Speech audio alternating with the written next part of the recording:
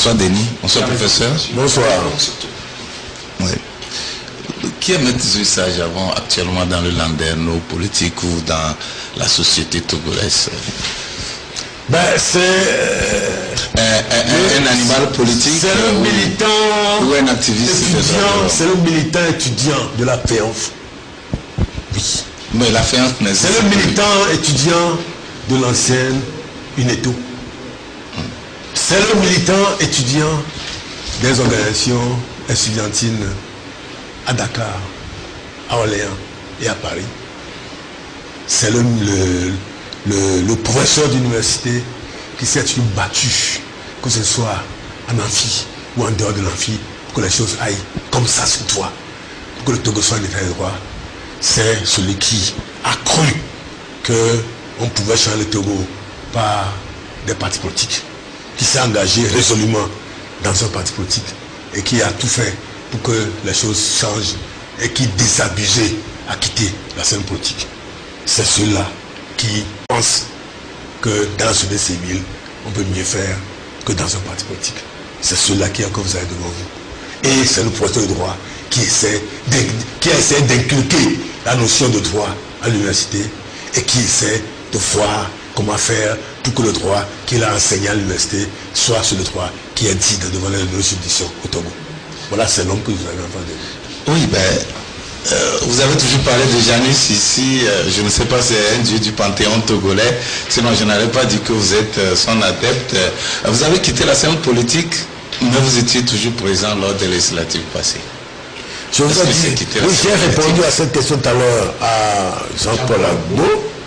Je lui ai dit que j'ai pensé que par le biais de l'élection, par mon élection comme député à l'Assemblée nationale, et par l'élection d'un certain nombre de personnes pensant comme moi, c'est ce qu'il a appelé la révolution, bâtiment révolution ISOP, parce que nous avions pensé pouvoir purifier les paysages togolais par notre comportement et nos points de vue si on était à l'Assemblée nationale.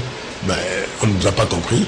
J'ai dit, nous nous sommes rendus compte. Mais là déjà, vous avez déjà quitté la scène politique. J'ai quitté. Mais on peut être. Vous savez, s'il vous plaît, non, je suis revenu pas comme homme politique, mais comme indépendant. La Constitution togolaise prévoit qu'en dehors des partis politiques et des candidats politiques, qu'il y ait des indépendants de la société civile qui ne sont dans aucun parti. Là, la Constitution elle-même prévoit ça. C'est dans ce cas-là. Dans le cas d'application. Vous voulez faire la politique, ça. C'est ce que je voudrais savoir. C'est-à-dire que ce n'est plus l'activiste de la société civile. Il y a indépendant, on peut être dans la société civile. Alors là, c'est pas la politique. Mais si quand on brigue un mandat législatif, c'est politique. Vous savez, quand vous dites que lorsqu'on est dans la société civile, que ce n'est pas la politique, c'est pas exact. Du tout. C'est exact. Ce n'est pas exact. Les droits, professeur du droit vous savez que la société civile, par opposition à un parti politique, c'est pas la même chose. Je ne dis pas que c'est la même chose. Je vous dis, et je suis professeur de droit, je sais de quoi je parle. Oui. J'ai enseigné le droit et lequel? Le droit de l'homme. Et dans les cours des droits de l'homme, les droits fondamentaux, les premiers qu'on enseigne, c'est les droits civils et politiques. Et c'est la société civile qui a le droit, tout citoyen, toute personne, toute entité, même civile, a le droit d'exercer ce droit civil et politique. Absolument. Et je vous ai dit tout à l'heure, Jean-Paul, que quand vous lisez la Déclaration des droits de l'homme, article 21, quand vous lisez les pactes internationaux relatifs aux droits civils et politiques de 1966, ce sont des droits politiques que chaque citoyen a le droit d'exercer. La différence avec les partis politiques, c'est que les partis politiques ont vocation à conquérir le pouvoir. Chaque citoyen a le droit d'exercer un droit politique. Soit civil. Et quand il le fait, il est politique. Mais non. Pourquoi? Non, attendez, s'il vous plaît. C'est qui fait la politique. Quand vous exercez un droit politique, c'est l'expression que je ne comprends pas du tout. Ah oui. Oui. Ou on n'est pas. Mais quand on exerce un droit politique, non, s'il vous plaît. Où il c'est une question de sémantique. Ouais, peut-être de sémantique, ouais. Et qu'on se comprenne. Quand vous dites on fait la politique, c'est autre chose que d'exercer des droits politiques. Ça n'a rien à voir. Quand on fait la politique, c'est qu'on aspire à conquérir le pouvoir et à l'exercer.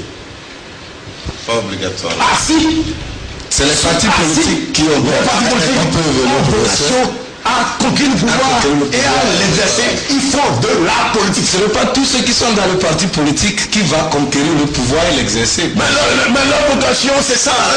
Sinon, c'est pas la peine de créer un parti politique. Le parti politique, non, quand on crée un parti politique, c'est pour conquérir le pouvoir et l'exercer. Oui, ça c'est le parti politique, mais le militant au sein du parti politique, tous les militants n'ont pas à conquérir. Le parti politique est composé de qui? Des dirigeants, des militants, des sympathisants.